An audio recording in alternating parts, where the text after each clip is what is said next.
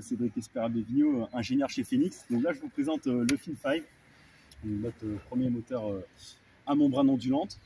Donc comme vous pouvez le voir, notre membrane juste en bas, inspiré des animaux marins. Alors, le premier avantage de ce moteur, c'est qu'il est vraiment safe. Vous voyez, donc notre membrane ondule. Je peux mettre ma main, je risque pas de... Le seul risque, ça peut être de forcer la main, mais je risque pas de me blesser. Donc ça, c'est le premier avantage, c'est un moteur safe. Ensuite, il est robuste, c'est-à-dire on peut passer à travers des champs d'algues ou même un bout et on ne risque pas d'arrêter le moteur et de l'interrompre ou d'avoir une casse mécanique. Donc un autre gros avantage. Et ensuite, c'est un moteur électrique. Donc par électrique, j'entends moins brillant qu'un thermique. Premier avantage. Ensuite, on évite tous les inconvénients d'un moteur thermique, que ce soit l'entretien, les vidanges, etc.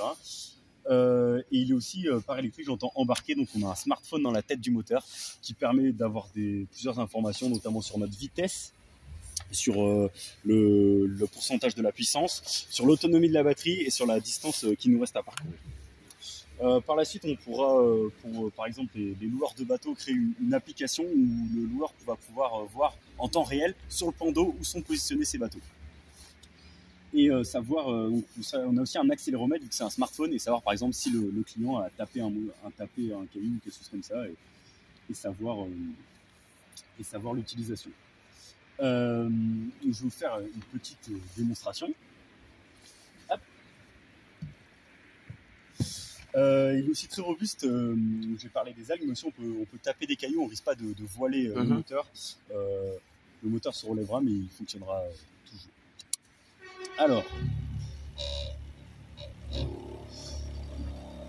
voilà. Donc là, dans ce positionnement, c'est comme un moteur classique avec une marche-branche.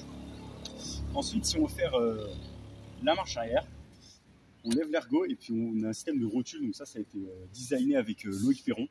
Et donc là, vous voyez, c'est un fonctionnement différent, mais on peut vraiment faire de la marche arrière. Un peu comme on veut. Exactement. Une grande liberté de manœuvre. Une grande liberté de manœuvre.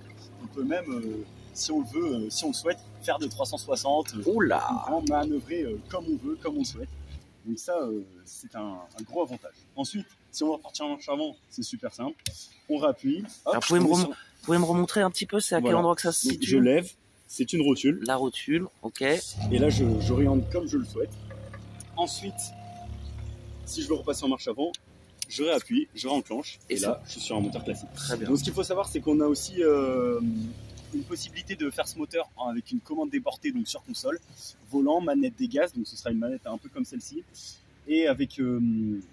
on appuiera sur un bouton en fait et ça va tourner notre pod. Donc le pod c'est la partie inférieure du moteur. Ça va pouvoir tourner le moteur sur 360 degrés et justement faire notre marche arrière comme on souhaite. Donc voilà. Eh ben très bien, je vous remercie. C'est parfait. Allez, vous me ramenez. Merci. Allez, on rentre au port.